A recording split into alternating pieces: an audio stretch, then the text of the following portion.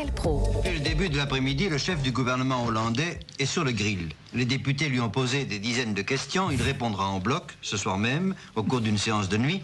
Il y a de l'orage dans l'air. L'affaire des fiançailles de la princesse Irène avec Charles-Hugues de Bourbon-Parme n'a pas fini de créer des remous politiques. D'André Arnaud, qui était précisément à cette heure-là, il y a 30 ans, je pense, à la fin des années 80, il était encore présent, André Arnaud. Tapis, c'est le sujet du jour, parce que sur Netflix, vous pourrez... Dès maintenant, dès ce matin d'ailleurs, vous pouvez voir sa biographie en même temps que vous entendez cette chanson, puisqu'il avait chanté 2 ou 3 chansons, dont celle-là, Réussir sa vie. Qu'est-ce que réussir sa vie? Vaste question. On écoutera son fils, Laurent, qui était présent hier sur le plateau de CNews. On pourra écouter également Laurent Lafitte, qui joue Bernard Tapie. Mais je voudrais tout de suite qu'on ait un auditeur, Christian. Bonjour Christian, est-ce que vous avez vu déjà la série qui est sur la plateforme depuis le début de la matinée? Pas du tout. Bon. Pas du tout. Et bonjour Pascal. Bonjour. Est-ce que vous allez la voir, la série? Eh bien, ça m'attire pas trop. Ah, vous avez bien fait de nous appeler. L'humain, oui, non, parce que je trouve que, je ne critique pas l'humain, surtout qu'il n'y ait pas de mal-propos, mais disons que ça enlève les valeurs qui sont humaines à l'heure d'aujourd'hui. Parce qu'il est inhumain, Tapie? Disons que, inhumain, quand vous rachetez pour faire du fric, certaines boîtes, est-ce qu'on a les moyens encore de faire du sens naturel et humain auprès des gens qui travaillent dans l'entreprise? Mais Christian, les boîtes, moi je ne veux pas me faire l'avocat de Bernard Tapie, mais les boîtes qu'il achetait, c'était des boîtes qui étaient en faillite. Oui. Donc qui mouraient. Oui. Elles étaient mortes, ces boîtes-là. On est d'accord. Donc lui, il les rachetait pour 1 euro, souvent, c'est ce qu'il a fait. Et pour les remonter, je pense à la Vie Claire, à Look, etc. Donc ces boîtes, elles étaient par terre. Donc s'il n'était pas là, les boîtes, elles étaient mortes. On est d'accord? Non, mais moi, ça aurait été très beau. Et alors là, ça aurait été le prince vraiment, très humain. Il rachète, il remet, parce que ce qu'il faut se dire, c'est que entre l'achat à 1 euro et la revente à plusieurs millions d'euros, il y a eu du monde sur le carreau. Il y a eu du monde. Ça, on n'en parle jamais. Mais je ne comprends pas votre raisonnement. Les boîtes étaient mortes. Donc s'il n'intervient pas, la boîte, donc lui, il la remonte parce qu'il a un talent. C'est votre vision basique, là. C'est une vision basique que vous avez. C'est-à-dire que s'il les rachète, ça veut dire qu'ils sont encore vivants. OK? Et c'est qu'il y a encore de la valeur humaine à l'intérieur. Elles étaient en cessation. Si les revendent, c'est qu'ils étaient non, mais elles étaient en cessation de paiement, sans doute, parce qu'elles étaient mal gérées, que sais-je. En fait, il achetait des marques qui avaient un nom célèbre, Look, Manu France, oui, mais ces boîtes, elles n'existaient plus. Et parce que ils existaient, mais non. Alors vous avez raison. Alors, non, je suis pas d'accord avec votre vision. Ma vision, c'est pas ma vision. Moi, je suis pas un chef d'entreprise, mais je vois à peu près comment ça se passait. Voilà, c'est bien pour ça que vous avez une mauvaise vision. C'est que vous n'êtes pas chef d'entreprise. Non, mais c'est possible. Mais moi, ce que je reproche, c'est que ces boîtes-là, il y avait de l'humain à l'intérieur. Oui, bien sûr, il y a de l'humain. S'il investit 1 euro, alors tout le monde peut investir 1 euro dans ce cas-là. Mais pourquoi d'autres l'ont pas fait? Soit on rate, soit on rate pas. Mais lui, il en tirait toute sa substance humaine à l'intérieur. Oui, le chef d'entreprise a besoin des autres pour travailler. Oui, parce qu'il n'est pas patron, lui. Il n'est pas patron, c'est un chef d'orchestre. Oui, c'est ce qu'on appelle un patron. Aujourd'hui, non, il y a patron et patron. Il y a patron et patron. Il y a celui qui prend le risque de racheter une entreprise. Parce que quand tu rachètes une entreprise, il faut quand même payer. On est d'accord que toutes les semaines, tous les mois, il paye les gens qui... Il rachète l'entreprise, mais il paye les gens quand même, vous êtes d'accord? Donc l'entreprise, elle est à zéro, donc il faut retrouver... Cette naïveté. Vous n'avez pas quand même cette naïveté. Il y a patron et patron. Et moi, le patron... Non, attendez, juste 2 secondes. Il y a 2 patrons. Il y a le patron qui est le bon patron et le bon chasseur. Boucher. Non. Surtout pas. Il y a le patron, et là, moi, je tire mon chapeau à l'heure d'aujourd'hui, les boulangers, les bouchers, les petits entrepreneurs qui, eux, sont patrons. D'accord. Souvent, Et ces les gens-là autres, ils sont se pas mettent patrons. présidents. Non, parce qu'ils sont présidents, ils ont un salaire. C'est-à-dire que si eux, ils ferment la boutique et qu'ils mettent 400 personnes dehors, ils sont payés jusqu'au bout.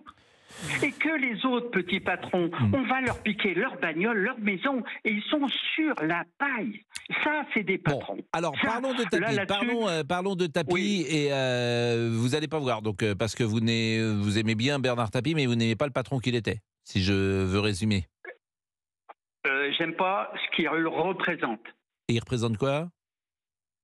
Eh ben, quelqu'un, c'est un trader. C'est-à-dire que on joue sur le fric qu'on n'a pas, on rachète, on revend. C'est du Monopoly qu'il a fait. Non, mais d'abord, dans les affaires, il y a une part de Monopoly, vous avez raison, mais il y a des gens... en fait, c'est toujours la même conversation. Moi, je veux bien qu'on change de système, mais les autres systèmes qu'on a testés depuis le début du XXe siècle, je voudrais que vous me disiez quel est le meilleur système que le système capitaliste, qui a sûrement plein de défauts. Mais quel est le meilleur système que vous avez vu mis en place dans l'histoire de l'humanité? Alors là, bonne question. Est-ce que j'en ai vu? Voilà, parce que on peut tenter la féodalité. Moi, j'ai 67. On peut tenter la féodalité. Non. On peut J'étais pas né. Alors je peux pas critiquer. J'étais pas né. On peut tenter effectivement le monde des privilèges, où on essaie, on a tout de suite. Bon, l'avantage, moi, ce que j'aime chez Bernard Tapie, c'est que il est entre guillemets rien. Chanteur. Il est rien, et puis il devient tout. Et ça, c'est la société française qui permet. Je vous dis, il y a toujours cette image de. Il y a toujours des avantages et des inconvénients dans toutes les sociétés. Mais elle est pas mal, cette société qui permet à quelqu'un de. Moi, je le considère comme saltimbanque. Il a fait tout dans sa vie. Ah bah oui, c'est ça qui est bien, parfois. Alors, il a fait de tout, mais est-ce qu'il a fait quelque chose de bien dans son ensemble? Parlez aux gens avec qui il a travaillé. Les salariés, par exemple, qu'il a payés, j'imagine qu'ils étaient contents de travailler à la Vitelière ou chez lui. Alors, ceux qu'il n'a pas repris, qu'il a laissés sur le carreau. Mais c'est la vie de l'entreprise, Christian. Mais la vie de l'entreprise. Parfois, les entreprises, elles marchent, parfois, elles marchent moins bien. Alors, c'est des entreprises qu'il a revendues à 1 euro. Et franchement, je ne sais pas ce qu'il a fait. Non, vous savez très bien que il a revendu des entreprises. Mais un chef d'entreprise, évidemment qu'il est là pour faire du fric, il n'est pas fait... Vous êtes rigolo, bien sûr, c'est le but. Oui, je suis rigolo, merci de le reconnaître. Non mais quand même. Christian, le but... Si vous me traitez de rigolo c'est bien. Vous êtes Christian, le but d'un chef d'entreprise, c'est que l'entreprise gagne de l'argent. Mais... Je veux dire, quand on est à Europe 1, le but c'est quoi? C'est qu'il y ait de plus en plus d'auditeurs qui nous écoutent. Vous croyez quoi? Que vous êtes parti d'RTL et vous arrivez à Europe 1. C'est pour que la chaîne puisse être boostée par votre arrivée. Peut-être que ça marchera, peut-être que ça marchera pas, on verra bien. Mais vous connaissez une entreprise qui dit moi je veux pas de clients. Moi, j'ai pas envie de clients. Les auditeurs, ne m'écoutez pas. Vous grossissez l'image pour me provoquer et me faire sortir de mes gonds. Non. Moi, je dis qu'une entreprise doit rester humaine. Et donc, ça, c'est la problématique du monde d'aujourd'hui. Mais oui, mais ça fait comme le thème de la drogue que vous avez abordé tout à l'heure. Moi, j'ai mon père, il faisait 2 boulots, il n'avait pas besoin de se droguer, il travaillait le jour, il travaillait la nuit. Aujourd'hui, avec un jeune avec un boulot, il est en burn-out. On va marquer une pause. Christian, vous faites quoi dans la vie? Alors, je suis retraité. Bon, d'abord, vous êtes sympathique. Et ça, c'est le plus important de la vie. Vous êtes sympathique. Et vous étiez dans quel domaine? Alors, j'ai commencé dans le bâtiment, vous voyez, et j'ai fini dans la représentation du personnel dans une société d'HLM qui est détenue par la Caisse des dépôts. Alors, vous voyez, ça... J'ai compris l'univers dans lequel vous étiez. 13 sociétés en France. Eh bien, c'est parfait. Oui. Là, on marque une pause. C'est le côté humain que je travaillais. Mais vous êtes bien, et on sent l'humaniste. On sent l'humaniste que vous êtes, parce que vous êtes gentil, sympathique, et on peut échanger avec vous. La suite du programme dans un instant sur Europe 1 Radio, partenaire de la Coupe du Monde de rugby. Et oui, et après la victoire contre les All Blacks vendredi dernier, demain vous allez vivre le match France-Uruguay. Jacques Vendroux, notre consultant, Serge Blanco et toute la rédaction vous donnent rendez-vous demain à 20h. Et dès 21h, vous pourrez suivre le match en direct et en intégralité sur Europe 1, bien sûr. Christian disait qu'il était représentant. Il est à 12h42, on va se retrouver tout de suite. Il était représentant et ça me fait penser à cette chanson célèbre que Monsieur Boubouk connaît sans doute de Pierre Perret. Ah oui. Je suis représentant confiture. Ah Vous oui, je connaissez l'écoute cette tous les chanson matins, mais bien sûr. Et j'ai toujours des semaines très dures. Je suis représentant confiture. Fabrice va bien nous la voir, la musique. DJ Et Fab. j'ai toujours des semaines très dures. Vous connaissez pas ça? Si. Après, l'interprétation que vous en faites est peut-être un poil différente de l'original, mais... Le mot représentant m'a fait penser à ça. La pause, à tout de suite. Europe 1. Pascal Praud et vous. Je suis représentant en confiture. J'ai toujours des semaines très dures. Par ici, c'est la groseille qui Je pense marche. qu'on va faire du monde avec cette playlist. 1958 cette chanson. Et je Ah non, suis c'est pas crevé, 58. mon sexe affile mes phrases brillantes. Alors là, vous Il y a un m'étonnez. conflit, Là, vous m'étonnez. Je pense que c'est les années 70. Mais bon, on n'a pas écouté la bande-annonce de Bernard Tapie. Écoutons. Moi, je fonce tout droit, sans me retourner, sans regarder dans le rétroviseur, toute ma vie. Monsieur Loiseau, je viens vous vendre la France de demain. Ah bon, c'est ça la France de demain? Non, la France de demain, c'est moi. T-A-P-I-E. Bernard Tapie. Bernard Tapie. Monsieur Tapie. Monsieur le Président. Souvenez-vous bien de ce nom parce qu'il y aura un avant et un après. Et Laurent Lafitte qu'on a pu voir plusieurs fois déjà dans des extraits est bluffant et même les habits, c'est ça moi qui m'a frappé puisque à l'époque j'étais régulièrement à Marseille pour suivre Bernard Tapie. Il porte le trench un peu marronasse qu'avait Bernard Tapie à l'époque. Écoutons Laurent Lafitte justement, il est au micro européen de Marc Jiquel. Ce qui est intéressant dans la série, même si on connaît un peu le parcours de cet homme, c'est que c'est quelqu'un qui veut s'en sortir et qui vient d'un milieu modeste. C'est quelqu'un qui n'a pas les codes et qui veut gravir les échelons, qui veut monter dans cet ascenseur social. Après, la fin justifie-t-elle les moyens? Ça, j'en sais rien, chacun répondra. Vous n'avez pas peur de tout gâcher en ayant les yeux plus gros que le ventre, quoi? Alors, je veux te dire, dans notre métier, il faut avoir les yeux plus gros que le ventre. En fait, je me suis rendu compte de la diversité de son parcours et de la dimension romanesque du personnage par les décors. Moi. Je me suis rendu compte qu'on était effectivement passé d'un pavillon de banlieue à un ministère, un yacht, des stades de foot, les usines, la prison. Mais c'est fou, quoi. C'est fou la vie de cet homme. Laurent Lafitte au micro européen de Marie Jiquel. Et cette fois-ci, on va écouter Laurent Tapie, qui était invité hier de CNews, qui est assez critique sur la réalisation de Tristan Seguela. Il se trouve que Tristan Seguela, c'est le fils de Jacques Seguela, et que Jacques Seguela, c'est quasiment le meilleur ami ou un des meilleurs amis de Bernard Tapie. Ce que je regrette, c'est qu'elle ne soit pas au niveau de ce que j'aurais espéré. Par exemple, c'est pourquoi avoir fait ce choix de faire une fiction. C'est-à-dire qu'il prend des éléments de la vie de mon père, et autour de ces éléments qui sont réels, qui ont existé, il brode une histoire totalement inventée. Par exemple, la reprise de Vonder, dans un des épisodes, il va inventer qu'il y avait une concurrence pour reprendre Vonder, alors que comme toutes les autres sociétés que mon père avait reprises, il n'y avait personne, pour ça qu'il la reprenait pour un franc, parce qu'il n'y avait strictement personne qui en voulait de ces boîtes. Et donc, mon père va inventer dans la série un stratagème pour récupérer l'affaire en faisant passer un de ses amis pour un émir arabe. C'est pas tellement drôle, c'est pas tellement... Pourquoi ? Vous avez tellement de choses dans la vie de mon père qui étaient réelles. Il y avait de quoi faire largement cet épisode en ne faisant que du réel. Laurent Tapie hier, donc l'invité de CNews sur cette série. Alors, nous sommes avec... Pascal, j'avais une petite question, excusez-moi. Oui, je vous en avez prie. dit marronasse? Oui. Je ne connais pas ce terme, marronasse, pardon, oui, ça me titille l'esprit. Là. Vous savez pas ce que c'est? Non, je connais pas, c'est quoi? Dites-moi. Marronasse, c'est marron. Quoi. Ah, tout simplement?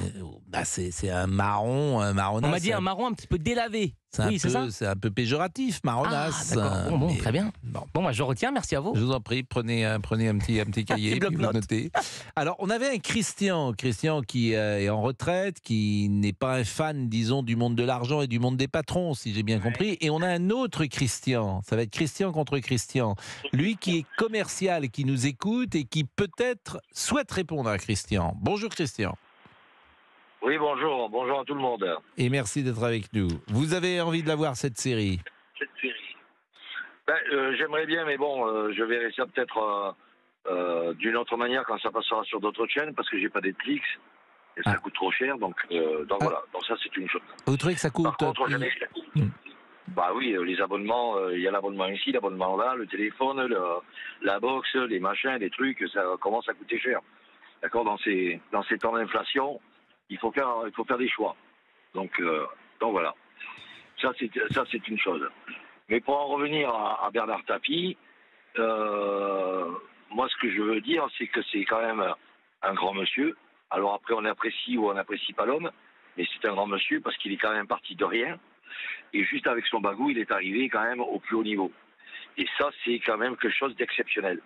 D'après ce que j'ai pu voir et lire, je pense que, comme disait Laurent Tapie, le fils de Bernard, il est dommage d'avoir mélangé de la fiction avec du réel. Et il aurait été certainement mieux de faire que du réel pour montrer, je veux dire, à notre jeunesse aujourd'hui ce qu'on est capable de faire, ce qu'on peut faire, si on a une réelle volonté. Voilà.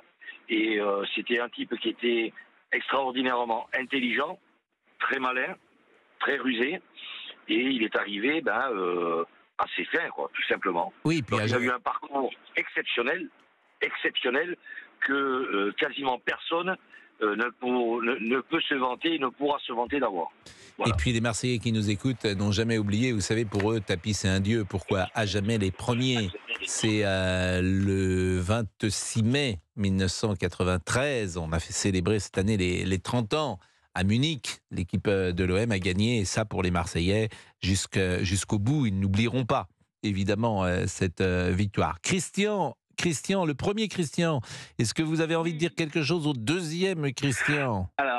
Alors, au deuxième Christian, je le rejoins sur son parcours. On ne va pas dénigrer l'homme qui a essayé, ça je comprends.